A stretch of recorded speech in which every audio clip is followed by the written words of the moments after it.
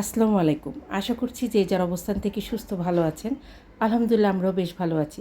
এই যে প্যাকেটগুলো দেখছেন এগুলি কোনো মার বাসা থেকে আসেনি। আমার বোনের বাসা থেকে এসেছে। ও গাজীপুর থেকে গাড়ির পেছনটা ভরে নিয়ে এসেছে ওর বাগানের কিছু সবজি এবং মাছ, মাংস, হাঁড়ি পাতিল, 3 পিস এগুলি আমি এখন শেয়ার করব না। কারণ অনেক দিন পর মা ভাই বোনদের সাথে একসাথে হয়েছি, তাদের সঙ্গে গল্প করব। এখান থেকে কিছু কামরাঙ্গা মাখা বা ভর্তা যাই বলেন না কেন সেটাই আমি আপনাদের সঙ্গে শেয়ার করব। সেই ছোটোবেলায় আমরা সব ভাই বোন একসঙ্গে মিলে যেভাবে কামরাঙ্গা পেরে ভর্তা করে খেতাম, সেই ভর্তাটাই আমি আপনাদের সঙ্গে শেয়ার করব। প্লিজ পাশে থেকে লাইক দিয়ে ভর্তাটা দেখে নেবেন, ভীষণ ভালো লাগবে। এখানে আমি বিট লবণ দিয়েছি, সেই সাথে লবণ এবং কিছু কাসুন্ত ব্যবহার করব এবং হালকা একটু পুদিনার পাতা কাঁচামরিচ দেব। যারা দিলরুবা হেসেলকে সাবস্ক্রাইব করে পাশে আছেন তাদেরকে অসংখ্য ধন্যবাদ। যারা এখনও সাবস্ক্রাইব করেননি প্লিজ সাবস্ক্রাইব করে পাশে থাকবেন, সেই সাথে আপনার মূল্যবান লাইকটা দিতে কিন্তু ভুলবেন না। খুব ছোট্ট একটা ব্লগ, প্লিজ না টেনে দেখে নেবেন। আমি এখানে একটু লেবু দিয়েছি।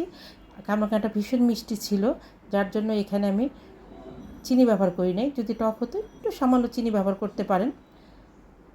আমি কামরাঙাটা খুব ভালোভাবে মিশিয়ে নেব। হাত দিয়ে মিশালে বেশ কিছুটা পানি ছেড়ে দেয়। দেশ দেশের বাইরে দূর দূরান্ত থেকে যে সকল দাদা দিদি ভাই বোন বন্ধুরা আমার রেসিপিগুলো দেখে সুন্দর সুন্দর কমেন্ট করছেন, সেই সাথে আমার সাধারণ বন্ধু যারা আছেন প্রত্যেকের প্রতি আমি ভীষণভাবে কৃতজ্ঞ। এভাবেই পাশে থাকবেন আর এভাবে ভর্তাটা করে খেয়ে দেখবেন। আমার বোন আমার জন্য খুব সুন্দর দুটো পাতিল নিয়ে এসেছে। আমার রেসিপিতে আমি যতগুলো পাতিল ব্যবহার করি প্রত্যেকটা পাতিল কিন্তু আমার বোনের দেওয়া। আগামীতে এই পাতিলে অনেক সুন্দর সুন্দর রেসিপি শেয়ার করব, অবশ্যই পাশে থেকে দেখে নেবেন। গত ভিডিওতে আমার এক বোন আমার পাতিলের কথা বলেছিল, তার ভালো লেগেছে। বোন, আমার এই পাতিলগুলো কিন্তু আমার বোন আমাকে গিফট করে অনেক ভালোবেসে। আমি রেসিপি করি বলে সে আমাকে এই পাতিলগুলো দেয়। নিজে ভালো থাকবেন, অন্যকে ভালো রাখবেন। আল্লাহ হাফেজ।